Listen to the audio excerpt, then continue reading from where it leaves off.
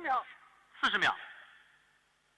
10、9、8、7、6、5、4、3、2、1，点火。点火。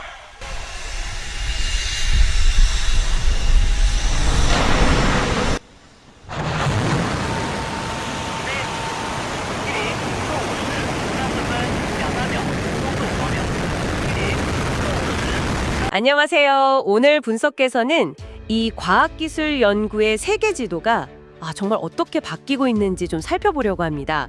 특히 중국이라는 거대한 플레이어가 있잖아요.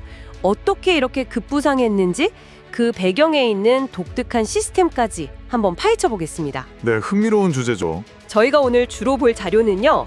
그 호주 전략정책연구소 ASPI라고 하죠. 거기 최신 보고서하고 또 왕윤종 교수님의 중국 국가자본주의 연구 이 두 가지를 중심으로 핵심만 딱 뽑아드릴게요. 네, 어떤 국가가 앞서 나가고 있는지, 또 중국의 그 힘은 어디서 나오는지 살펴보면 좋겠네요. 네, 바로 시작하겠습니다. 자, 먼저 ASP 보고서를 좀 보면요. 와, 정말 판이 바뀌었구나 싶어요. 그렇죠. 64개 핵심 기술 분야에서 가장 영향력 있는, 그러니까 많이 인용된 논문들을 분석한 건데요. 한 20년 전, 그러니까 2003년에서 2007년 사이만 해도 미국이 64개 중에 무려 60개 분야를 주도했어요. 압도적이었죠. 네, 거의 대부분이었네요. 근데 가장 최근 5년, 2019년에서 23년 데이터를 보면 이게 단 7개 분야로 줄었습니다. 60개에서 7개요? 와. 네, 정말 극적인 변화죠.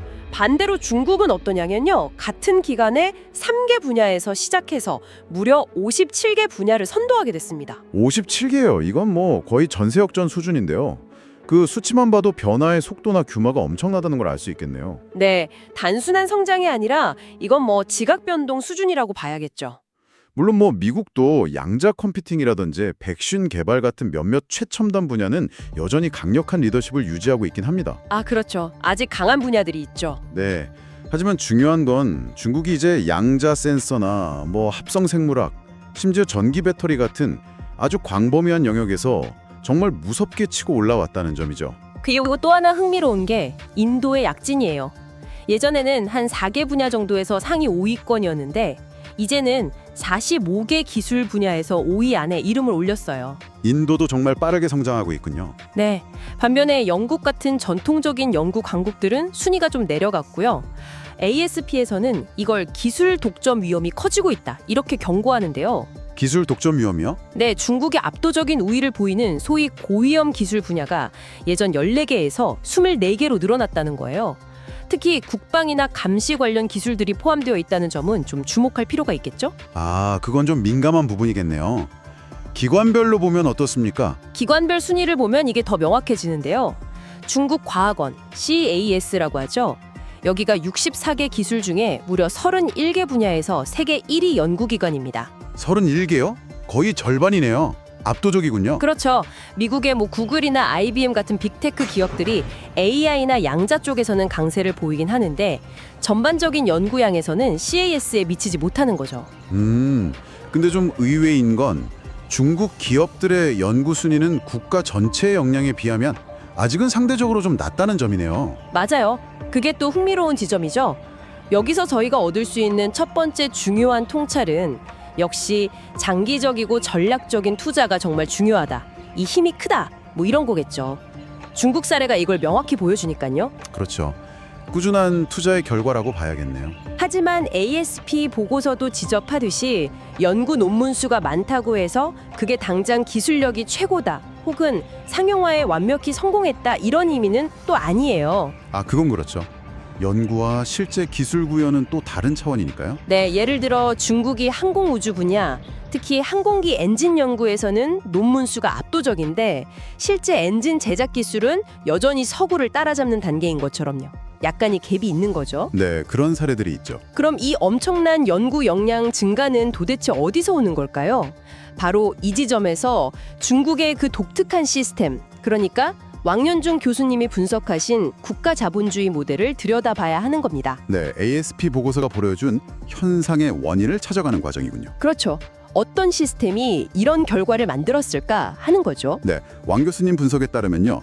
1978년 덩샤오핑의 개혁개방이라는 게 이게 서구식 자본주의로 완전히 전환하겠다 이런 게 아니었다는 겁니다. 완전한 전환이 아니었다. 네, 그보다는 중국 특색 사회주의라는 큰 틀은 유지하면서 그 안에서 기존 체제를 변형시킨 것에 가깝다고 분석하세요.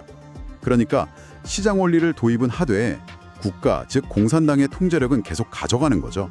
점진적인 변화였군요. 네, 경제 특구 같은 걸 보면 알 수 있듯이 굉장히 점진적이고 또 실험적인 방식으로 접근했죠. 그럼 그 국가 자본주의 모델의 핵심적인 특징은 뭔가요? 그냥 정부 주도 경제하고는 좀 다른 건가요? 핵심은 국가의 역할이 훨씬 더 적극적이고 광범위하다는 데 있습니다. 첫째로 국유기업, SOE라고 하죠. 이 국유기업들이 경제에 정말 중추적인 역할을 차지합니다.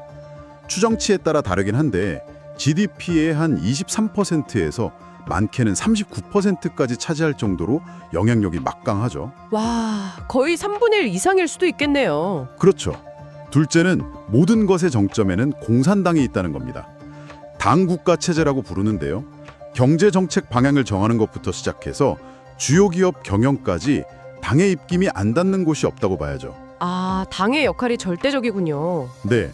그리고 셋째는 민영 기업이 성공하기 위해서도 당과의 좋은 관계, 즉 관시가 거의 필수적이라는 점입니다.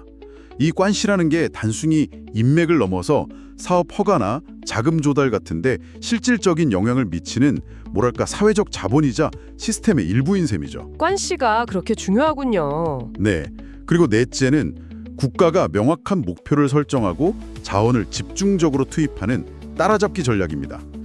아마 ASPI 보고서에서 중국이 강세를 보이는 연구 분야들이 바로 국가가 전략적으로 약점을 보완하려고 집중 투자한 그런 영역의 가능성이 높다고 볼 수 있겠죠.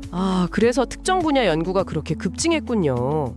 근데 최근 몇 년 사이에는 오히려 국가 역할이 더 강해져서 국진민퇴라는 말도 나오잖아요. 국영 부문은 전진하고 민영 부문은 우퇴한다. 뭐 이런 뜻이죠? 네, 맞습니다.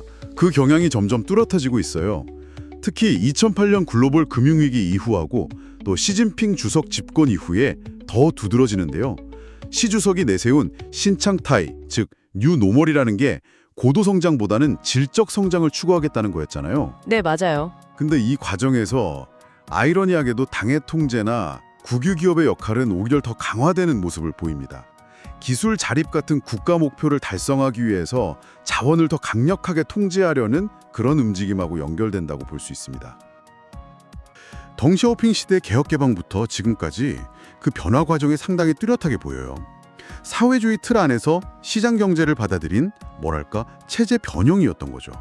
변형이요. 완전 서구식 전환은 아니었다 이런 말씀이시군요. 네, 맞아요. 거리가 멀었죠. 잘 사는 사회주의 이걸 내걸었는데 자료들을 보면 오히려 후진타오 시기 이후에는 국진민퇴 현상, 그러니까 국영기업은 커지고 민영기업은 좀 위축되는 그런 현상이 나타났다고 하던데요. 네, 특히 금융위기 때 심화됐다고 하고요. 국유기업이 아무래도 자금 조달이나 이런 면에서 좀 유리하잖아요. 그러니까 위기 상황에서 민영기업을 흡수하기도 하고 그랬던 거죠. 그리고 시진핑 시대 와서 신창타이, 그러니까 성장 속도는 좀 조절하고 혁신 경제로 가자 이렇게 선언한 이후에도 국가, 특히 공산당의 주도권은 약화되지 않았습니다. 오히려 더 강화된 면도 있나요? 그렇죠. 공급식 개혁 과정에서도 국유기업 역할은 여전히 강조되고 있고요. 그렇군요. 그러면 계획과 시장의 결합, 그리고 점진적인 개혁, 또 무엇보다 공산당 중심의 당 국가 체제, 이게 중국 모델의 핵심 특징이겠네요. 네, 맞습니다. 특히 국유기업 영향력이 정말 놀랍던데요. 전체 기업 수로 보면 3%밖에 안 되는데 GDP 기여도는 추정치가 23%에서 많게는 39%까지 간다면서요? 네, 고용 규모도 엄청나고요. 글로벌 500대 기업 중에 중국 기업 3분의 2가 국유기업이라는 거? 이거 정말 많은 걸 생각하게 하네요. 그렇습니다. 그리고 이 모든 구조의 정점에는 결국 행정부보다도 위에 있는 공산당이 존재하는 거죠. 공산당이요? 공산당 입장에서 보면 시장 경제는 사회주의 현대화라는 목표를 이루기 위한 수단인 셈입니다. 하나의 도구군요. 네, 국유기업 고위직 인사나 이런 데서 여전히 당의 통제력이 막강하고요. 심지어 민영기업의 성공조차도 자료에 따르면 당 간부와의 어떤 협력적 관시 없이는 어렵다는 분석까지 나올 정도예요. 관시, 그 관계망이요? 네, 실제로 성공한 민영기업가들 중에 상당수가 공산당원이라는 점도 이걸 좀 뒷받침하고요. 와, 이런 강력한 국가주도 시스템이 이제는 과학기술 강국 건설이라는 목표에 그야말로 총동원되고 있다는 거군요. 네, 그렇습니다. 시진핑 주석이 2049년까지 세계 최고 수준 달성하겠다 이렇게 선언한 부분이나 중국 제조 2025와의 연계, 이건 정말 야심이 대단한데요. 그렇죠. 핵심 기술의 자립 그리고 국가 안보, 이게 가장 큰 동력이라고 봐야겠죠. 결국은 안보 문제까지 연결되는 거네요. 네, 맞아요. 특히 미중 경쟁이 심화되면서 기술 패권 확보는 거의 국가 생존의 문제, 이런 식으로까지 인식이 되고 있거든요. 그래서 정말 전방위적인 인재 확보 전략을 펼치고 있는 거죠.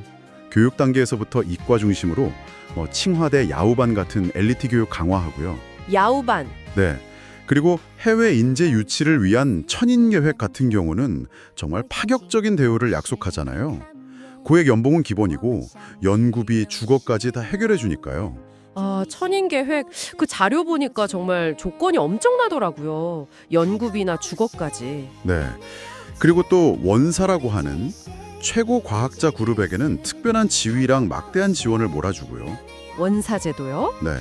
GDP 대비 R&D 투자 비중도 보면 국방비의 거의 2배 수준이라고 하죠. 국방비의 2배요. 와. 게다가 엔지니어 소득이 의사보다 높다는 건 이건 뭐랄까 국가가 어디에 우선순위를 두는지 명확히 보여주는 아주 강력한 신호 아니겠어요? 정말 그러네요. 의사보다 엔지니어 소득이 높다니 그만큼 기술 인력을 우대한다는 거군요. 정확합니다. 기업을 혁신 주체로 만들고 창업 장려하고 또 연구 자율성 확대하고 성과 중심 평가 도입하고 이런 혁신 생태계 조성에도 굉장히 힘쓰고 있습니다. 이 모든 게 결국 그 강력한 국가 주도 시스템 하에서 가능한 일들이군요. 네, 이걸 좀 더 큰 틀에서 보면 브랑코 밀라노비치 같은 학자가 지적했듯이 미국식 자유시장 자본주의하고 중국식 국가 자본주의 간의 어떤 체제 경쟁, 이런 구도 속에서 이해할 필요가 있는 거죠. 체제 경쟁, 결국 기술 패권 경쟁이 이 체제 경쟁의 가장 치열한 최전선인 셈이네요. 그렇죠. 오늘 저희는 여러분이 보내주신 자료를 통해서 중국 특유의 국가 자본주의가 어떻게 만들어졌고 또 그것이 어떻게 과학기술 강국이라는 그 거대한 목표 달성을 위해서 인재 확보 전쟁으로까지 이어지고 있는지 그 핵심을 좀 짚어봤습니다. 네, 국유기업 중심의 경제구조, 그리고 공산당의 강력한 통제력, 이게 기술 혁신이나 인재 양성이라는 국가적 목표 달성을 위해서 어떻게 작동하는지 좀 엿볼 수 있었죠. 여기서 그럼 한 걸음 더 나아가서 생각해 볼 거리가 남는 것 같아요. 네, 어떤 점일까요? 이처럼 강력한 국가 주도의 과학기술 드라이브가 장기적으로도 과연 혁신을 계속 촉진할 수 있을까요? 아니면 혹시 내부적인 어떤 비효율성이나 통제 강화라는 그림자가 결국 발목을 잡게 되지는 않을까요? 아, 그렇죠. 지속 가능성에 대한 질문이네요. 네, 그리고 이런 중국 모델의 부상이 과연 글로벌 경쟁 구도 그리고 또 우리에게는 어떤 의미를 던지는지 이런 부분들은 여러분께서도 한번 같이 고민해 보시면 좋겠습니다.